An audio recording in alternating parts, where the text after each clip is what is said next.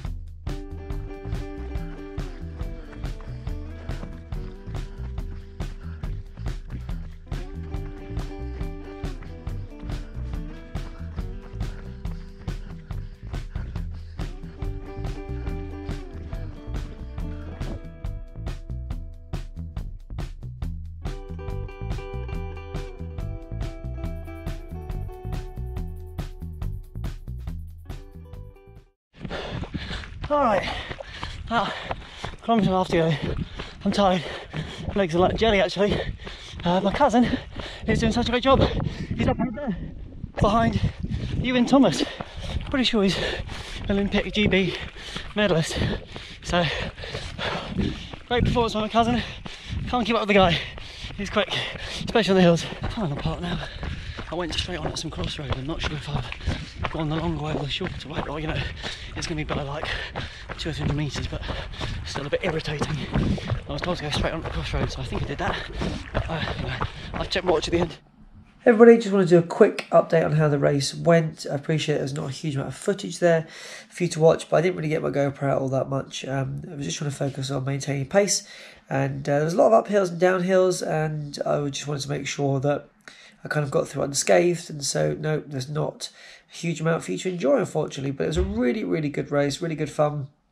As I sort of mentioned throughout, and before the race, actually, I mentioned I was going to be running with my cousin, but as it turns out, he's actually pretty quick, and so he was really tackling the uphills very, very well. I got stuck behind somebody on a single track lane, which didn't really help. They didn't move over for me, they moved over for him, so a little bit frustrating, but nevertheless managed to gain back a little bit of time later on in the race. But by that point my cousin had definitely edged away, and we were chasing down two fantastic runners, one of which is Ewan Thomas, who I'm just going to check the facts before I make it up, because I did actually mention his name when I was running across the field there, but he's a former European, Commonwealth and World Champion, Olympic silver medalist, and he does a lot of work on TV now. So he was there today, and he did a really, really good job. He came in under an hour for the 10k distance, and I was chasing down at the end another lady who you probably already know. Just finding her details on here. Sorry, just checking my phone. That's frustrating. Just when I thought I would... there it is. Anyway, sorry about that. Susie Chan. Now, you may know her from ultra running fame. She's a Mizuno athlete, and she also commentates and presents as well. So she was really, really good, actually, really good fun. And with about probably half a kilometre to go, she turned around and said, "You want to pass me?" And I said, "No, I want you to beat me." And she started to pull away a little bit, and then I had to go on the road and overtake her as we sort of just powered towards the end. So I was really pleased to run alongside those two people. She looked like she had a really good time, and of course Ewan as well. I'm sure there were some other people there, but I don't recognise them, so I wouldn't be able to name them, but maybe they go under a different name, because there was a little bit of confidentiality, I suppose, about those people taking part. It wasn't something that was common knowledge before the event. And just very quickly to look at some stats, you can find out all the information on Strava if you so wish. However, I will just give you a quick rundown of the way it all went.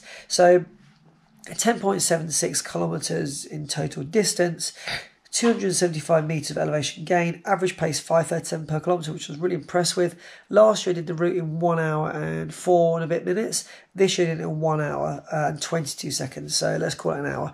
And yeah, overall I was really, really pleased with how I performed, and I felt good in all things considered. My training at the moment is about long, easy runs. It's not about short, sharp blasts. So yeah, it was kind of obvious that there were certain things that I'd really gained from in terms of that time on legs and the general aerobic base that I had. I felt last year, weirdly, that I was fitter, even though it turns out I was slower, but maybe just because I was doing more kind of shorter distances then.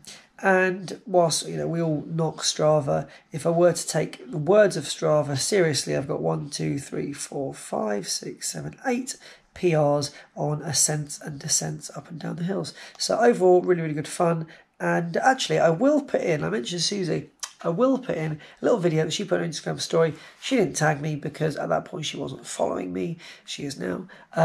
But she made a little bit of reference to myself and my cousin in the video. So I'm going to leave you with that video from Susie now, and I'll catch up with you soon.